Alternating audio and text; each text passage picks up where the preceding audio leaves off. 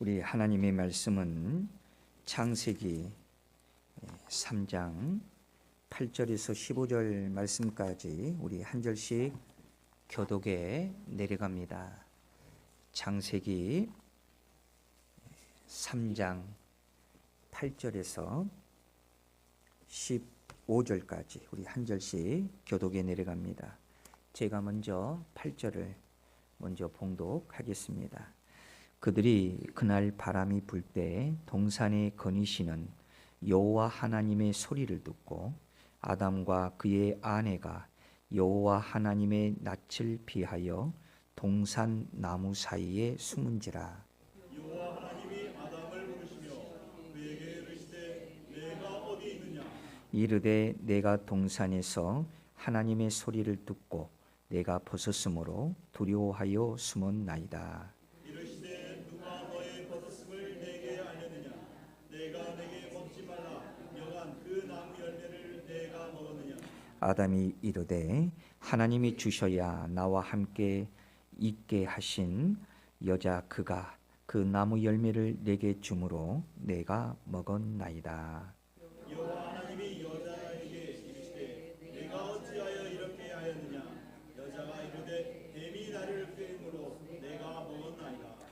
여호와 하나님이 뱀에게 이르시되 내가 이렇게 하였으니 내가 모든 가축과 들의 모든 짐승보다 더욱 저주를 받아 배로 다니겨 살아있는 동안 흙을 먹을지니라.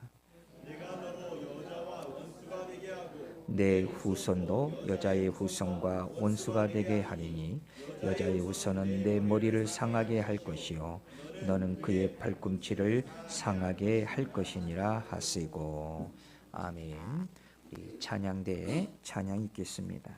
아멘. 우리 하나님께 영광의 박수 올려드립니다. 자, 우리 이 시간에도 우리 반갑게 한번 인사할까요? 우리 대성교회 가족 되신 것을 감사합니다. 우리 인사하겠습니다. 우리 대성교회 가족 되신 것을 감사합니다. 유튜브로 예배하는 우리 성도님들도 인사합니다. 자, 오늘 말씀의 제목을 한번 집중해서 한번 들어보십시오. 도피처에 심어야 할 가시나무. 특히 이 도피처라는 이 말에 오늘 주목하면서 우리 함께 말씀을 이어가도록 하겠습니다. 아담과 하와가 선악과를 먹은 후에 그들이 하는 첫 행동이 바로 숨는 일이었습니다. 하나님의 낯을 피해서 나무 뒤에 숨었다는 거죠. 이것이 인류의 모습입니다. 죄가 우리 안에 들어오면 사람은 본능이 되었던 습관이 되었던 하나님 앞에서 피하려고 해요. 하나님을 찾기보단 피하고 변명하고 숨습니다. 여러분, 우리는 지금 어떤가요? 우리 한번 이 모습을 말씀을 통해서 한번 비춰봤으면 좋겠어요. 오늘날에도 많은 사람들이 각자의 도피처로 숨어듭니다. 어떤 사람들은 일이라도 해야 마음이 편하다, 이런 말로 누군가는 일 속으로 숨으려고 합니다. 그러나 사실은 일 속에 자기를 숨으려고 해도 여전히 자신의 허전함은 극복할 수가 없는 거예요. 또 어떤 사람은 스마트폰이나 인터넷 속으로 자신을 도피합니다. 그래서 현실이 힘들면 SNS에 자기가 글을 썼다든지 사진을 한 장을 올렸는데 거기에다가 어떤 사람이 보고 좋아요 이렇게 쿵 눌러주면 왠지 거기에 위로를 찾으려고 합니다. 또 누군가는 어떤 종교적 행위 속에 숨으려고 합니다. 그래서 여전히 교회에 와서 예배는 드리지만 그러나 여전히 마음 깊은 곳에서는 진심으로 하나님을 만나지 못해서 형식만 유지한 채 여전히 그 마음은 여전히 그렇게 공허한 마음을 가지고 살아가지요. 또 어떤 사람들은 숨지 말아야 할 마약이나 그런 범죄와 연관된 그것에 또 숨으려고 하는 경우도 있습니다. 그러나 그것도 여전히 내 마음을 평안케 하지 못합니다. 자, 여러분, 우리가 힘들 때나 마음이 공허할 때에 숨으려고 하는 그 도피처가 일이 되었던, 어떠한 가상세계가 되었던, 종교적인 어떠한 행위가 되었던, 그것이 아무리 평안해 보여도 그곳에는 생명이 없어요. 참된 도피처는 하나님의 품입니다. 하나님께로 돌아와야 됩니다. 하나님께로 돌아가는 그 회개의 자리, 그곳이 진짜 도피처고 그곳이 진짜 안식이에요. 하나님은요, 우리 인간을 너무나도 잘 알고 있습니다. 그래서 죄의 길에서 멈추지 않으면 우리 인간은 결국은 멸망할 것이라는 것을 하나님은 너무나도 정확하게 알고 있어요. 그래서 우리에게 때로는 고통의 가시를 통해서 우리를 깨어나게 하십니다. 그러니까 우리의 인생의 가시, 즉 실패를 맛보았다든지 질병을 가지고 있다든지 또 인간관계에서 오는 상처가 있다든지 그 모든 가시들이 때로는 하나님께로 인도하는 도구가 될 수도 있다는 사실입니다. 그래서 우리가 그 아픔 때문에 무릎 꿇고 그 아픔 때문에 기도하고 그 상처 때문에 하나님을 붙잡는 경우가 있다는 거예요. 여러분, 그렇다고 한다면 그 가시, 즉 그 고통은 이미 은혜의 통로입니다. 믿으시면 다 같이 아멘. 그럼에도 불구하고 우리는 그 가시가 싫습니다. 우리를 찌르는 가시를 멀리하고 싶습니다. 그러나 하나님은 왜 우리에게 도피처에 가시나무를 심으라고 말씀하고 있는 것일까요? 사랑하는 여러분, 혹시 오늘 예배 가운데에 우리가 어떤 가시 같은 환경, 가시 같은 관계, 가시 같은 어려움이 있다고 하면 오늘 주신 말씀을 통해서 그 도피처에 가시나무를 심을 수 있는 오늘 하나님의 은혜의 말씀으로 받으시기를 주의 이름으로 축원드립니다. 그러면 첫 번째로 왜 하나님께서는 도피처에 가시나무를 심으라고 했을까? 그것은 치료제이기 때문에 그렇습니다. 가시는 치료제라는 거예요. 우리는 이 말에 잘 수긍되지 않습니다. 가시는 아프지 왜 가시가 치료제가 되냐고 반문하고 싶습니다. 그런데 여러분, 우리는 우선 영적 치료제 가시가 있어요.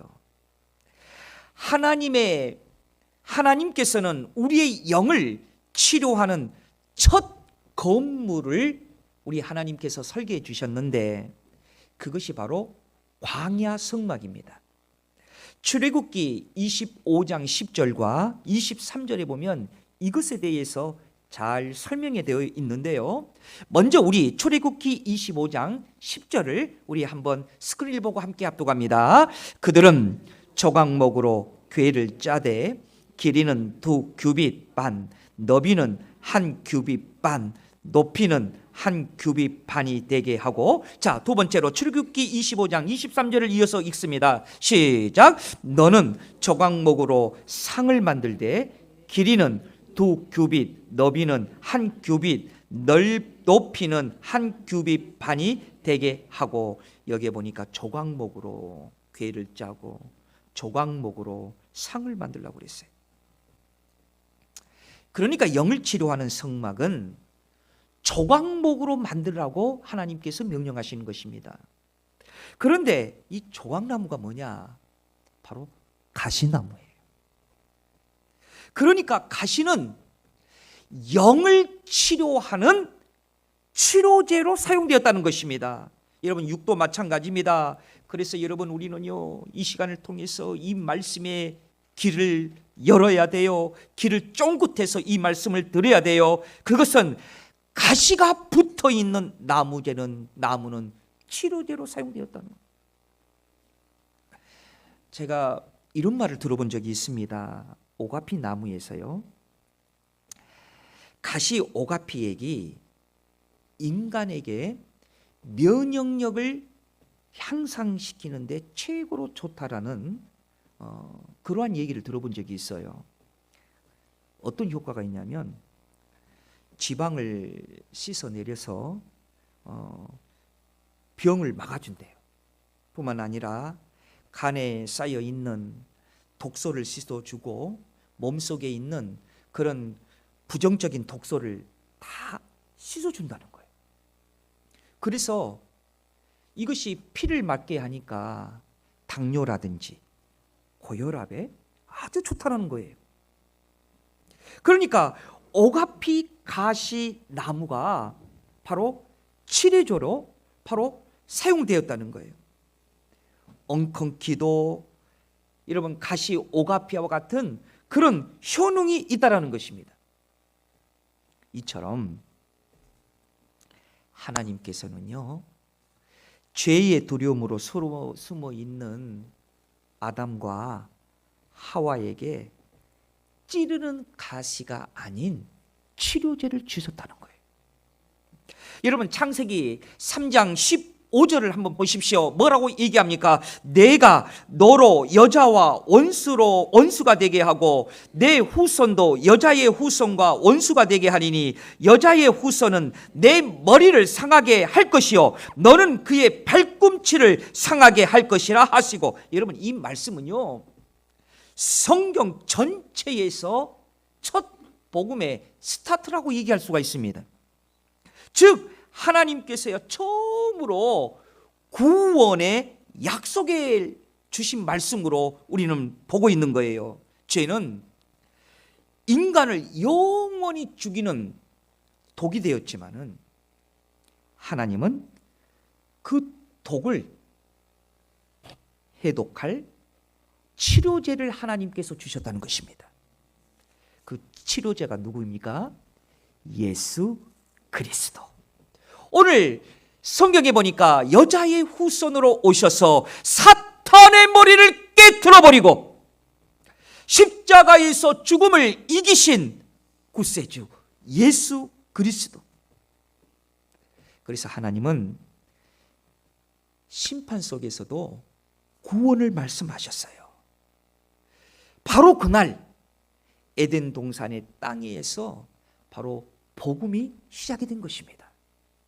그 치료의 상징을 여러분, 우리 성경 창세기 3장 21절에서 이것을 정확하게 보여주고 있는데 우리 한 목소리로 함께 합독합니다. 시작. 여호와 하나님이 아담과 그 아내를 위하여 가죽 옷을 지어 입히시니라.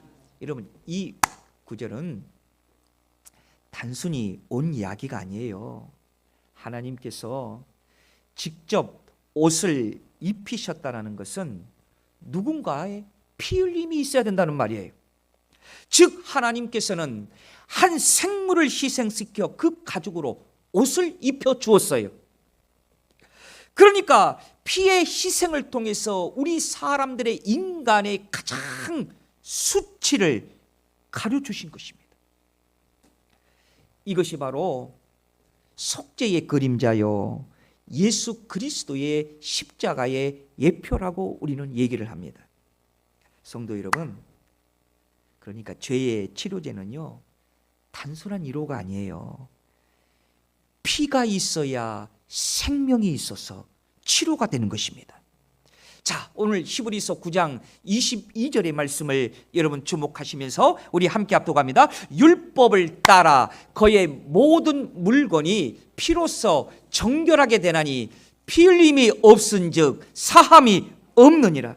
그러니까 하나님은 아담과 하와를 내쫓기기 전에 그들에게 구원의 상징 피의 옷, 은혜의 옷을 그들을 입혀 주셨어요. 그것이 바로 치료제인 것입니다.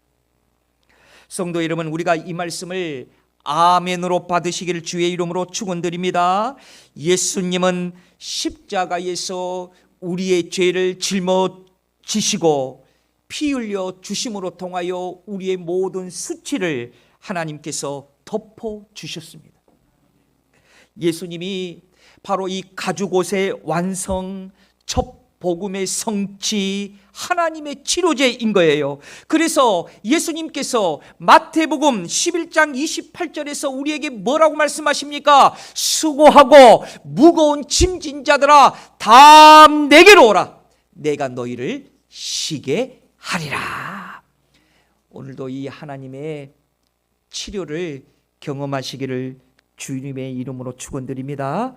우리 안의 상처, 우리의 어떠한 상처적으로 가는 반복적인 습관, 절망의 독, 그 모든 것을 주님 앞에 다 내려놓으면 우리 주님께서 치료해 주신다는 거죠. 그럴 때 예수 그리스도의 피가 우리의 영혼을 덮어서요, 우리가 새로운 생명, 새로운 힘을 얻고 살아갈 수 있는 거예요.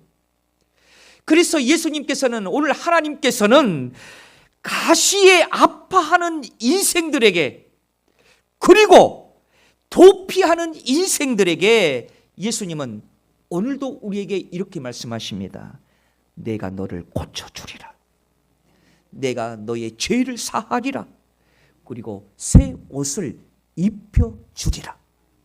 예수님은 치료제인 것입니다.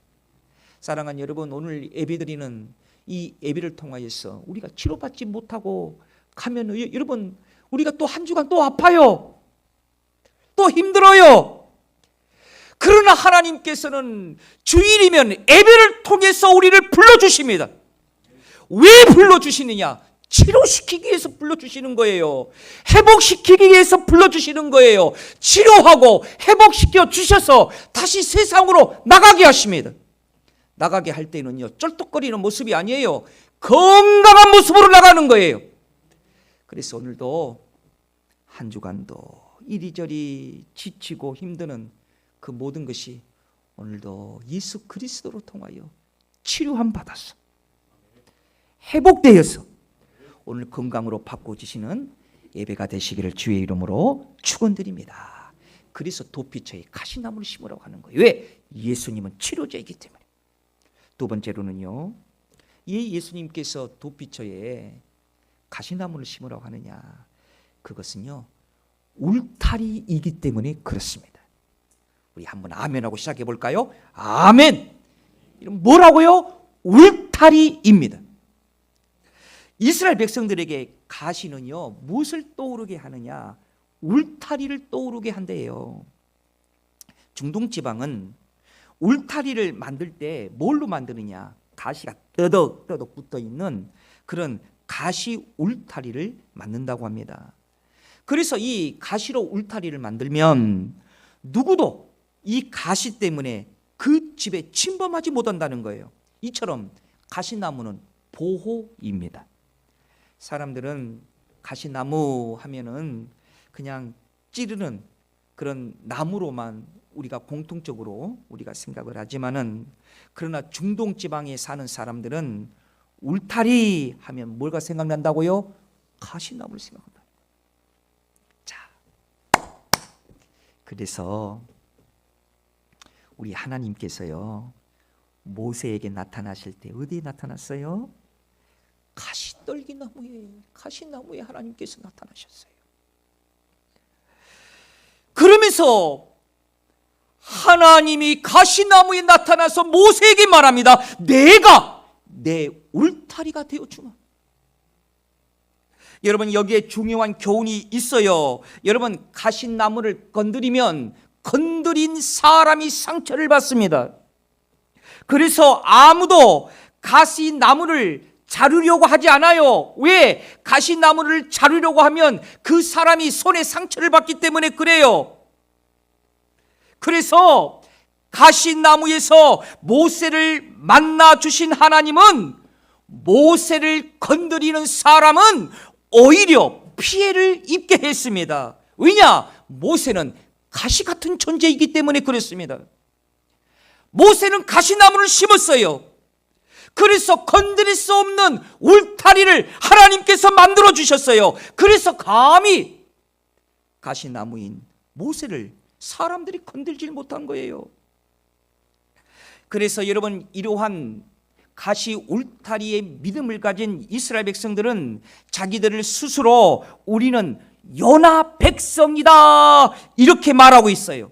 물론 이 말은 성경에서 직접적으로 등장하고 있지는 않지만은 이 성경의 전체의 메시지 안에 이스라엘의 불순종과 하나님의 긍휼, 그리고 요나의 이야기의 평형 구조를 살펴보면 충분히 이해할 수 있는 말입니다. 그러니까 한 번은 요나를 고래가 삼켰어요. 큰 물고기가 요나를 삼켰어요. 아마 큰 물고기 고래는 요나가 한 끼 식사인 것처럼 아마 삼켰을 것입니다.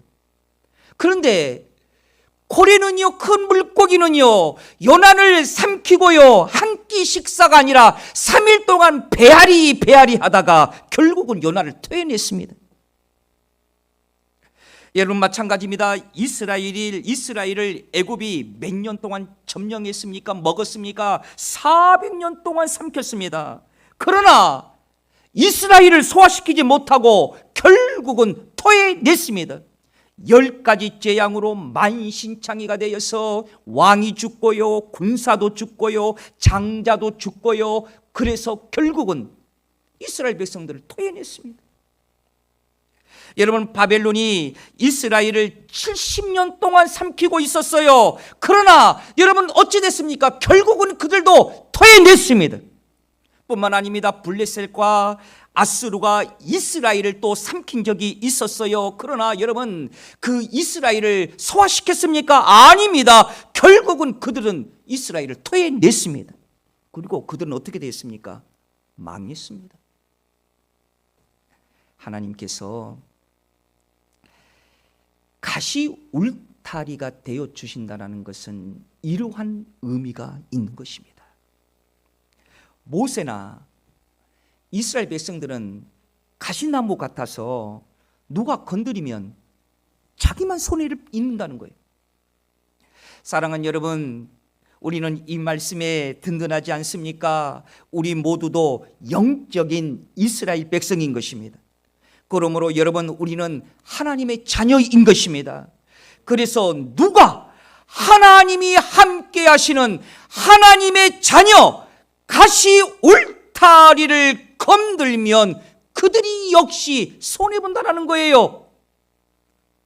그래서 다윗이 사울 왕이 죽이려고 할 때에 이곳저곳으로 도망다니면서 그 많은 시편을 썼어요. 그래서 사람들이 하나님을 믿지 아니하는 지금 이 시대에 살고 있는 사람들조차도 다윗이 쓴 시편 중에 시편 23편을 그들도 알고 있습니다. 자, 우리 시편 23편 중에 4절과 5절을 우리 함께 다 같이 한번 합독해 볼까요? 내가 사망의 음침한 골짜기로 다닐지라도 해를 두려워하지 않을 것은 주께서 나와 함께 하심이라. 주의 지팡이와 막대기가 나를 안위하시나이다. 주께서 내 원수의 목전에서 내게 상을 차려 주시고 기름을 내 머리에 부으셨으니 내 잔이 넘치나이다. 사랑하는 여러분, 하나님은 가시 울타리로 우리를 보호하십니다. 우리 이 말씀 우리가 아멘으로 받으시기를 다시 한번 주의 이름으로 축원드립니다. 자, 마지막으로 하나는 왜 높이처에다가 가시나무를 심으라고 했을까? 가시나무는 스승이기 때문에 그렇습니다.